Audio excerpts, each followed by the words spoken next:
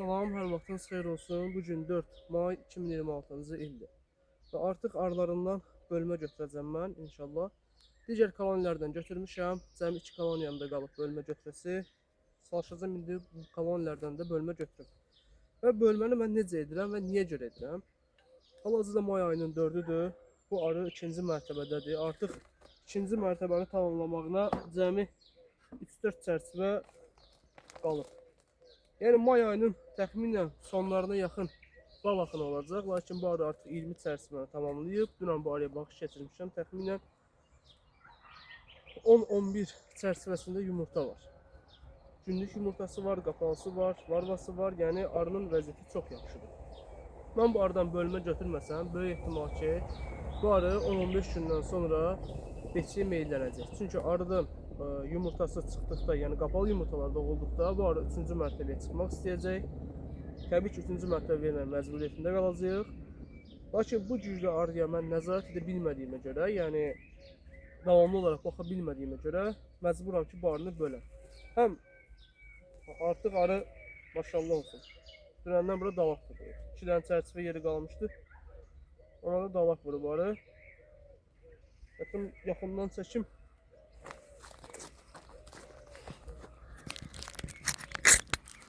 Və arının hal-hazırda baxın.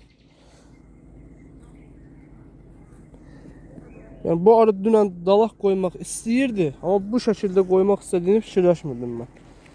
Yəni maşallah olsun, arı dünəndən bu günə böyüdüb. Düşündüm sabah bölərəm. Amma bu tezliklə düşünmədim. Dünən səhər-səhər baxış keçirmişəm. Neynək, bu gün bunu bölmək lazımdır mütləq şəkildə. Hətta bu arı bəlkə 3-cü mərtəbədə istəyir. Yəni hava tutğundur, düzdür, arı hamısı içəridədir. İşçarlar, tarlaçarlar. Və onu da deyim ki, bölməni mən dəfşirmə üsulu ilə aparıram. Türklər dəfşirmə üsulu deyir, bizim dildə bilmirəm nə deyir ona. Yəni bu arıdan 3-4 çərçivə, digər arıdan məsələn 2 çərçivə, zəif koloniyadan 1 çərçivə götürərək arıları bölmə edirəm. Yəni ana arısına tapıram, ana arısı qalır yerində. Qapalı yumurtalarla bölürəm və bir ədəd də ballı polenli üzərində arısı ilə bərabər çərçivə verirəm. Və bir ədəd də arı sirkələyirəm. Bir çərçivə arı sirkələyirəm içərisinə. Və bu şəkildə arıları bölmə edirəm və 2 gündən sonra inşallah qismət olsa gətirib hazır anar verəcəm bu arılara. İndi bölməmi eləyim, video uzanmasın çünki anarını tapmalıyam. Daha sonra hansı çərçivələr götürəcəm onları tapmalıyam, götürməliyəm. Bölmə etdikdən sonra inşallah ardını çəkəcəm ki, bu şəkildə bölmə elədim. Demək, yoldaşlar, bu koloniyadan 5 çərçivəli bir bölmə aldım. 5 çərçivənin bu ilk 4 çərçivəsi qapalı yumurtalıdır. İçərisində günlük var, larva da var. Amma əsas hissəsi yəni qapalı yumurtadır.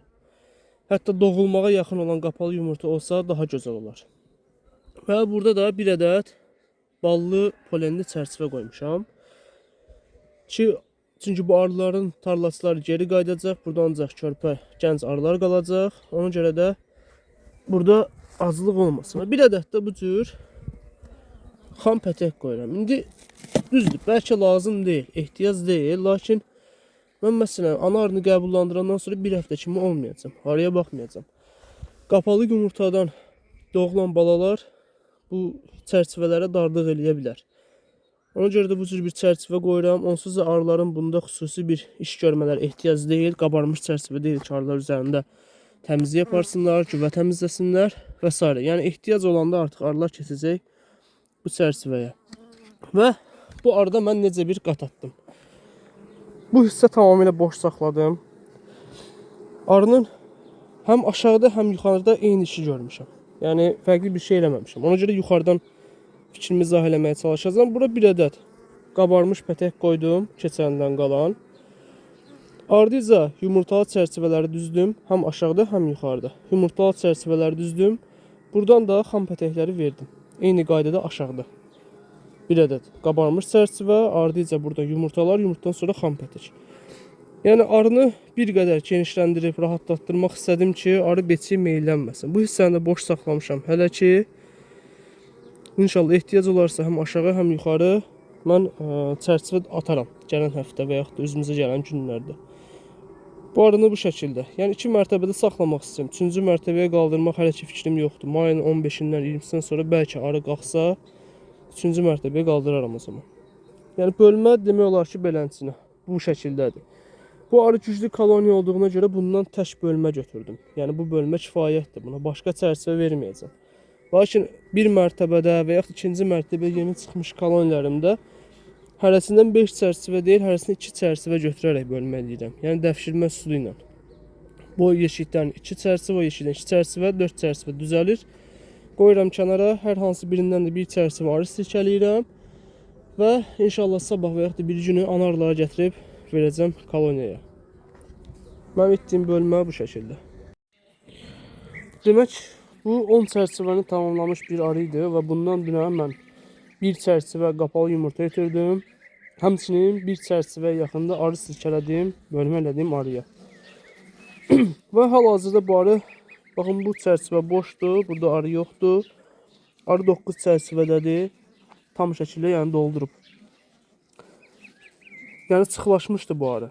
Bu arıya ya qat atılmalı ya da bölünməli. İndi mən fərqli üsulla bir qat atmaq istəyirəm. İnşallah qat atandan sonra da çəkib göstərəcəm həmin videonu. Baxın, bu qədərinə çərçivə əlavə eləyəcəm. 3 ədəd qabarmış çərçivədir, 3 ədəd də xam çərçivədir, 1 ədəd də orada xam çərçivə var. Burada məntiq nədir? Məsələn, arının, məsəl üçün, birinci çərçivəsində yumurta yoxdur. Bu arada halbuki yumurta var. 1, 2, 3, 4, 5, 6, 7 çərçivəsində demək olar ki, bu arının yumurta var. Burada mən nə edəcəm? Bunu aralayacağım bir qədər. Bura bir dənə qabarmış pətək verəcəm. Buradan 3 dənə və yaxud da 2 dənə, aslında 3 dənə qaldıracağım. 3 dənə yumurtalı çərçivəni qaldıracağım yuxarı. Korpusunda bu hissəsinə bir dənə qabarmış çərçivə qoyacağım. Digər çərçivələr isə həm aşağıdan, həm də yuxarıdan qabarmış, daha sonra xam çərçivə olaraq verəcəm kənarlara. Bunu niyə edirəm? Təxminən arıya mən bir həftə, 10 gün kimi baxa bilməyəcəm. Normal qataqlıqda gərək onu mən hər dəfə genişləndirəm və yaxud da yuxarıdan bağlayam ki, soyuq olmasın. Həm də betçiyə meyllənmə ehtimalı olmasın deyə həm arını aşağı hissədən genişləndirəcəm, həm də yuxarı hissədən genişləndirəcəm. Birinci dəfə də bu cür eləyirəm. Yəni öz icadım deyil, Türkiyəli bir arıçı var, Şahin Orhan. Onun təxmini üsuluna yaxındır, ona uyğun eləməyə çalışacağım. Nəticəni inşallah may ayının sonlarına doğru görəcəyik. Bu arı qatı necə çıxacaq, fəaliyyəti nə olacaq. Digər bütün arılarıma da demək olar 9 çərçivə, 8 çərçivə tamamlamış bütün arılarıma eyni sistemlə qat atacağım. Demək, bu cür qat atdım. Yuxarı 3 ədəd qapalı yumurtalı çərçivə qaldırdım. Kənarına 1 ədəd qabarmış pətək, bu kənarına 1 ədəd qabarmış, 2 ədəd xam pətək qoydum. Aşağı hissədə də 1 ədəd qabarmış pətək, 2 ədəd xam pətək qoydum. Və arı artıq bu çərçivə yumurta atıb. Yəni bu 4 çərçivənin, daha doğrusu 1, 2, 3, 4, 5 çərçivənin hamısında yumurta var. Bir bu çərçivədə yumurta yoxdur. İndi bu şəkildə qatı qoyacağım. Təxminən 10 gündən sonra gəlib təkrar baxış keçirəcəm. Görək vəziyyət necədir.